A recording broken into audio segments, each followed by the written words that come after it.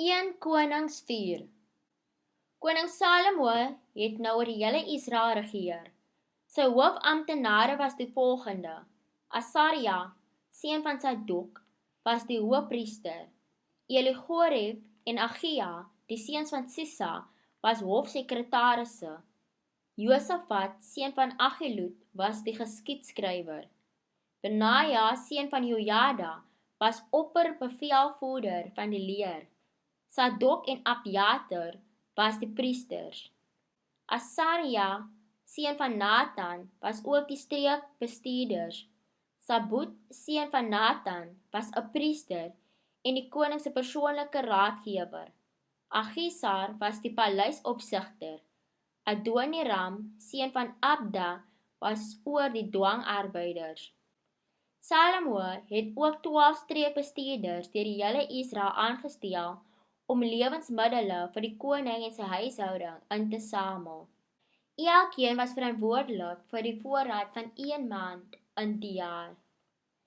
Die name van die 12 streekbestuurders was Ben-Gur in die bergland van Ephraim, Ben-Deker in Makas, Saalbim, Bet-Semes en Elon, Bet-Ganan, Ben-Geset in Arabot, insluitend Soko en die hele Geverstreek, Ben-Abinadab in die bergland van Dor. Hy was getroud met Tafat, een van Salomo se dogters.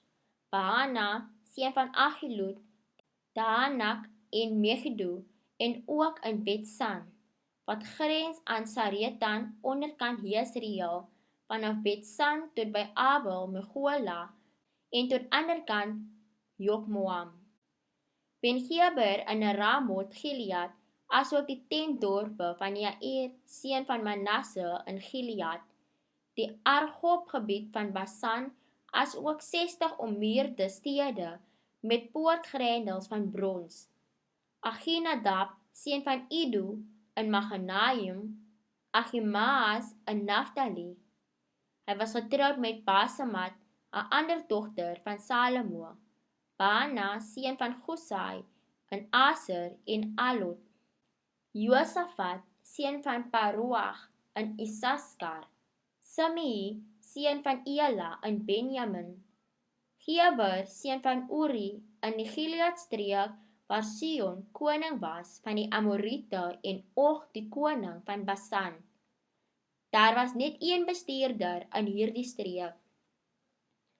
Die inwoners van Juda en Israel was so baie soos die sand by die see. Hulle het genoeg gehad om te eet en te drink, en was gelukkig en tevrede. Koning Salomo het regeer oor al die koninkryke vanaf die Eufratrivier tot by die land van die Filistyne en so ver suid as die grens van Egipte. Hierdie lande het belasting aan Salomo betaal en was aan hom onderdanig solank hy gelewe het. Die daaglikse kosvoorraad vir Salomo se paleis was 5 ton fynmeel en 10 ton broodmeel, 10 vetgemaakte beeste, 20 beeste uit die veld, 100 kleinvee, asook takbokke, gemsbokke, ribbokke en vetgemaakte pluimvee. Salomo se ryk het al die koninkryke wes van die Eufratrivier ingesluit, vanaf Tifsag tot by Gaza. Deur die hele landstreek het daar vrede geheers. Gedurende die leeftyd van Salomo het Juda en Israel in veiligheid gelewe. Vanaf Dan in die noorde tot by Beersheba in die suide het hulle veilig gewoon, elkeen met sy eie wingerdstok en sy eie vyeboom. Salomo het 4000 stalle vir sy strydwaans se perde gehad en 12000 ryperde. Die streekbestuurders het elkeen 1 maand per jaar gesorg dat daar genoeg kos vir koning Salomo en sy hofhouding was. Hulle het ook gars en hooi vir die ryperde en die trekperde op die bestemde plekke versorg. God het vir Salomo baie wysheid en onderskeiding gegee, en ook kennis wat soos die sand aan die see nie gemeet kan word nie. Trouwens, sy wysheid het die van die wyse manne van die ooste en die van Egipte ver oortref. Hy was wyser as enigiemand anders, meer as Etan, die Esragiet, en Heman, Kalkol en Darda, die seuns van Mahol. Sy naam het bekend geword onder al die omliggende nasies. Hy het 3000 spreuke geskryf en 1005 liedere gedig. Hy kon met gesag praat oor bome en plante van die groot seders van die Libanon tot die kleinste hyssop wat uit die mure groei. Hy kon ook praat oor die diere, voëls, reptiele en visse. Mense het van oral afgekom om na die wysheid van Salomo te luister. Al die konings van die wêreld wat van sy wysheid gehoor het gesandte gestuur. 1 Konings 5. Koning Hiram van Tyrus was al die jare 'n getroue vriend van Dawid. Toe hy verneem dat Dawid se seun Salomo as koning van Israel gesalf is, het hy gesandte gestuur om hom geluk te wens.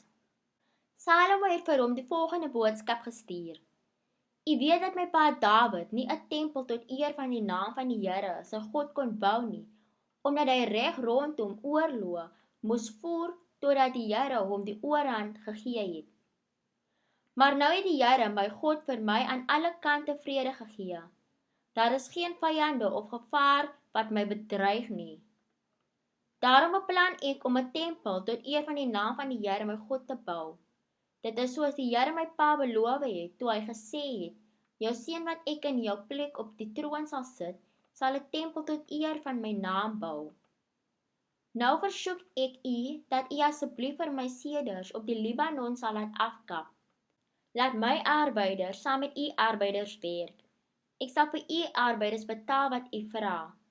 Soos u weet, kan niemand van ons bome kap soos die Sidoniërs kan nie." Toe Hiram hierdie boodskap van Salomo kry, was hy baie in sy skik en het gesê: "Loof die Here wat vir Dawid 'n wyse seun gegee het om koning te wees van die groot volk Israel."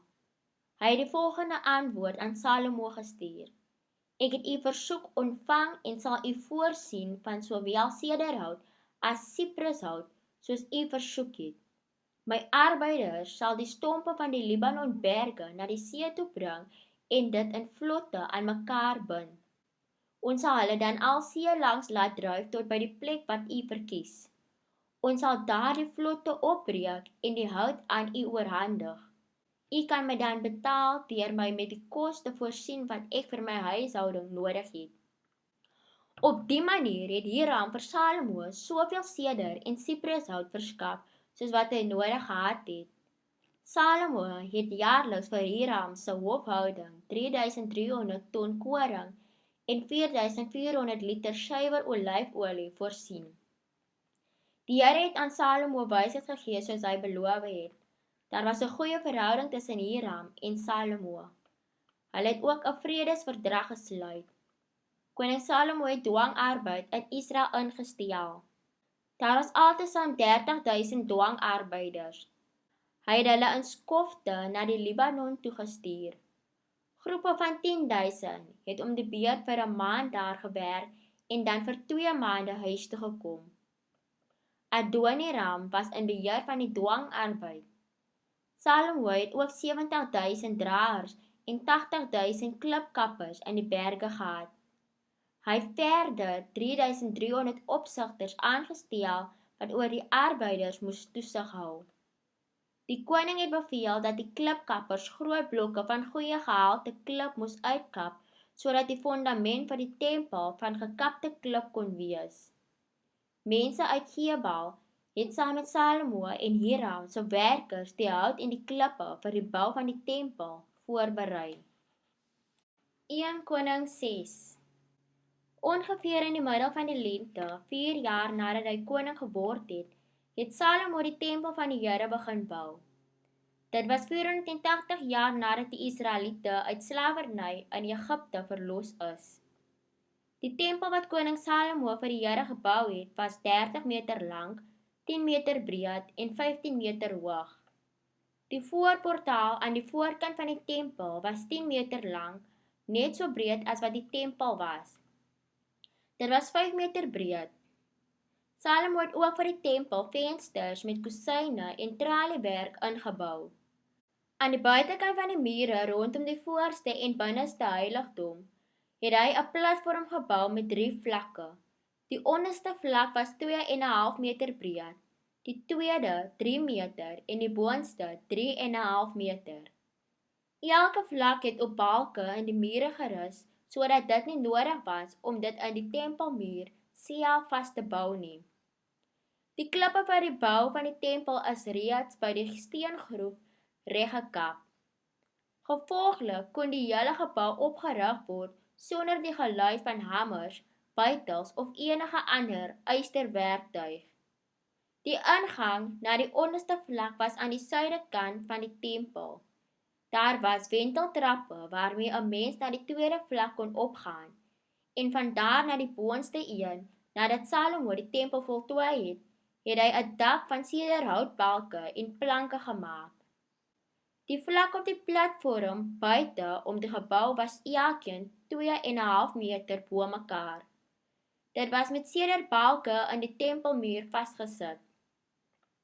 Die woord van die Here het weer na Salomo toe gekom.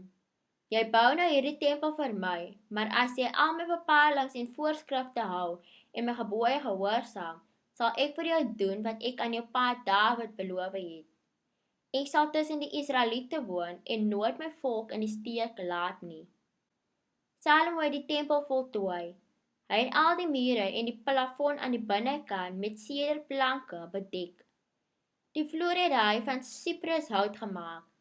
Hy het aan die agterkant in die tempel 'n afskorting van die vloer tot teen die plafon gebou met sederplanke 10 meter lank. Dit was die binneste heiligdom, genoem die Allerheiligste. Die groter deel aan die binnekant van die tempel was die heiligdom. Dit was 20 meter lank. Al die klipmure van die tempel aan die binnekant was beslaan met sederplanke waarop daar kalbasse en blomme uitgesny was. Alles was met sederhout bedek sodat niks van die klip sigbaar was nie. Salomo het die binneste heiligdom agter in die tempel ingerig as die plek waar die ark van die Here gesit kon word. Die afmetings van die binneste heiligdom was 10 meter lank, 10 meter breed en 10 meter hoog. Die mure en plafon en ook die altaar met sederhout is met suiwer goud oorgetrek. Daarna het hy die res van die tempel aan die binnekant met suiwer goud bedek. Hy het ook goue kettinge gespan voor die ingang na die binneste heiligdom, wat ook met goud bedek was. Hy het die hele tempel, asook die altaar in die binneste heiligdom met goud bedek. In die binneste heiligdom het Salomo 2 geribs van olyfhout gesit. Elkeen was 5 meter hoog. Elke vlerk was 2,5 meter lank en die vlerkspan van elke gerib was 5 meter van punt tot punt. Die 2 geribs was identies in vorm en grootte, elkeen 5 meter hoog. Salomo het hulle langs mekaar in die binneste heiligdom van die tempel gesit. Hulle uitgespreide vlerke het van muur tot muur gestrek. Die vlerk van die een het teen die muur geraak, terwyl die vlerk van die ander teen die ander muur geraak het. In die middel van die vertrek het hulle vlerke aan mekaar geraak. Hy het 2 geribs met goud oorgetrek. Rondom teen al die mure van die binneste heiligdom en die hoofvertrek het hy uitgesnyde geribs, palmbome en blomme laat aanbring. Hy het ook die vloere van albei die vertrekke met goud oorgetrek. Salomo het dubbeldeure van olyfhout by die ingang van die binneste heiligdom gemaak. Hulle kusyne was 5kantig. Op hierdie deure van olyfhout het hy geribs en palmbome uitgekeer en met goud oorgetrek. Daarna het hy kusyne van olyfhout gemaak vir die ingang van die tempel. Hulle was 4kantig. Die dubbeldeure was van siprushout. Op elke deur was sirkels uitgesny. Hierdie deure is verder versier met geribs, palmbome en blomme wat daarop uitgekerf was. Alles is met goud oorgetrek. Hy het die binneste hof met 3 lae gekapte klip en 1 laag sederhoutbalke gebou. Die fondamente van die Here se tempel is in die middel van die lente van die 4de regeringsjaar van Salomo gelê. In die middel van die herfs tydens sy 11de regeringsjaar is die hele gebou tot in die fynste besonderhede en volgens die planne voltooi. Dit het dus 7 jaar geneem om die tempel te bou. 1 Konings 7. Salomo het ook vir hom 'n paleis gebou. Dit het 13 jaar geneem om dit te voltooi. Een van die geboue wat hy opgerig het, is die Libanons bosgebou genoem. Dit was 50 meter lank, 25 meter breed en 15 meter hoog. Daar het 4 rye sederhoutpilare gehad waarop daar sederbalke gerus het. Dit het 'n sederhoutdak gehad wat op 45 pilare gerus het, 3 rye met 15 in 'n ry. Daar was 3 rye vensters wat in groepe van 3 teenoor mekaar aangebring was. Al die deurkusyne was reghoekig. Hulle was in stelle van 3 teenoor mekaar. Salomo het ook 'n pilaargang gebou. Dit was 25 meter lank en 15 meter breed. Voor was daar 'n voorportaal met 'n afdak wat op pilare gerus het. Dan was daar die troonsaal, ook genoem die regsgebou, waar Salomo regsaake verhoor het. Dit het van die vloer tot teen die plafon panele van sederhout gehad. Salomo se paleis was aan die binneplein agter die troonsaal. Hulle is albei op dieselfde manier gebou. Hy het 'n soortgelyke paleis vir sy vrou, die dogter van die farao, gebou. Al hierdie geboue was van die fondament tot by die dak opgerig met goeie gehalte klip, wat volgens presiese afmetings gekap en met 'n saag aan die voor- en agterkant afgewerk is. Die fondamente is van groot goeie gehalte klip van 5 meter by 4 meter gebou. Bo-op was blokke klip van goeie gehalte volgens maat gekap, as ook sederhoutbalke. Die mure van die groot voorhof is gebou van 3 lae gekapte klip vir elke laag sederhoutbalke, net soos die mure van die groot voorhof van die Here se tempel en die voorportaal van die paleis. Koning Salomo het Hiram van Tyrus in diens geneem. Hy was 'n vakman in bronswerk. Hy het oor die vaardigheid, begrip en kennis beskik om enigiets te maak wat aan hom opgedra was. Sy ma was 'n weduwee uit die stam Naftali en sy pa was 'n vakman in bronswerk uit Tyrus. Hiram het 2 bronspilare gegiet, elkeen 9 meter hoog en 6 meter in omtrek. Hy het ook 2 kapitele uit brons gegiet om bo-op die pilare te sit. Elkeen was 2,5 meter hoog. Elke kapiteel was versier met 7 stele ineengevlegte kettinge. Hy het ook 2 rye granate gemaak wat rondom die netwerke gegaan het om die kapitele te verfraai. Dit het hy met elke kapiteel gedoen. Die kapitele op die pilare in die voorportaal was in die vorm van blomkelke. Hulle was 2 meter hoog. Aan die bokant van elke kapiteel waar die blomkelke begin dikker word en net bokant die netwerk was daar 200 granate in 2 rye. Hiram het die pilare by die voorportaal van die tempel opgestel. Die een was aan die suidekant en die ander aan die noordekant. Die een aan die suidekant het hy Jakin genoem en die een aan die noordekant Boas. Die kapitele op die pilare was in die vorm van blomkelke. Daarmee is die werk aan die pilare afgehandel. Hiram het ook 'n groot ronde waterbak gegiet, 5 meter in die deursnee, 2,5 meter diep en omtrent 15 meter in die omtrek. Rondom die waterbak, net onder die rand van die waterbak, was daar 2 rye kalbasse, gegiet in 1 stuk saam met die waterbak. Daar was 10 in elke halwe meter. Die waterbak het op 12 beeste gerus wat uit brons gegiet is. 3 het noord gekyk, 3 wes, 3 suid en 3 oos. Die waterbak het op hulle gerus. Hulle agterkante was onder die bak na binne gerig. Die dikte van die wande van die waterbak was omtrent 9 cm en sy rand was soos 'n beker se rand in die vorm van 'n lelietjie. Dit kon ongeveer 44 kiloliter hou. Hiram het ook 10 waantjies van brons gemaak. Elkeen was 2 meter lank, 2 meter breed en 'n halwe meter hoog. Hulle is gemaak met sypanele wat aan die rame vasgesit is. Sowel die sypanele as die rame is versier met leeu's, beeste en gerips. Aan die bokant en onderkant van die leeu's en die beeste is dit met kraanse versier. Daar was 4 wiele aan asse van brons by die 4 voetstukke van elke waantjie. Die waskom het opstanders gerus wat met kransies aan die kante gegiet is. Die bokant van elke waantjie het 'n ronde raam waarin die wasbak gepas het. Dit het 'n halwe meter bokant die bopunt van die waantjie uitgesteek en was 'n 3/4 meter in deursnee. Rondom was daar gegraveerwerk.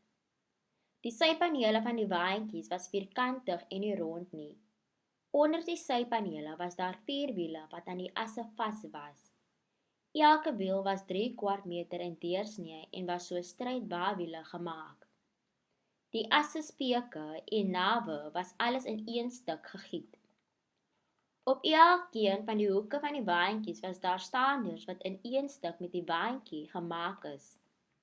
Rondom die bokant van elke waantjie was daar 'n ronde staander, 1/4 meter hoog, met staanders en sypanele wat die kante toegemaak het. Die sypanele en staanders het die ram oral waar daar ruimte daarvoor was, versier met gerips, leeu's en palmbome en met kraanse reg rondom. Al 10 waantjies was eeners en van dieselfde grootte, want elkeen is in dieselfde gietvorm gemaak. Hiram het ook 10 waskomme van brons gemaak, een vir elke waantjie. Elkeen was 2 meter in deursnee en kon 880 liter hou. Hy het 5 waantjies aan die suidekant van die tempel gesit en die ander 5 aan die noorderkant. Die waterbak het by die suidoostelike hoek van die tempel gesit. Verder het hy ook wasbakke, grawe en komme vir besprinkeling gemaak. So het Hiram alles voltooi wat koning Salomo aan hom opgedra het vir die bou van die tempel vir die Here. Dit was 2 pilare, 2 komvormige skywe bo op die pilare, 2 rye kettinge rondom wat die kapitele versier het, 400 granate wat aan die kettinge aan die kapitele gehang het.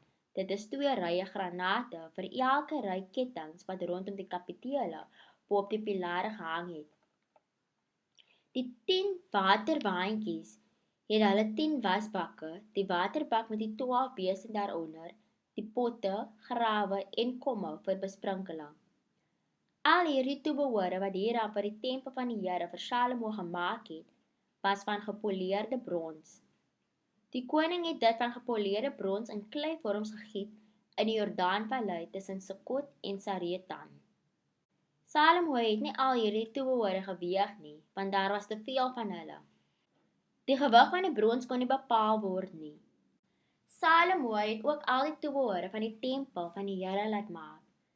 Die goue altaar en goue tafel vir die offerbrood, die kandelare van suiwer goud, 5 aan die suidekant en 5 aan die noordekant, voor die binneste heiligdom, die blomkelke, lampe en puthouers, alles van goud, die bakke, skere en komme vir besprinkeling, panne en die vuurbakke, alles van suiwer goud, die sakaniere aan die deure van die binneste vertrek, die allerheiligste en aan die deure van die voorste heiligdom, dit alles was van goud.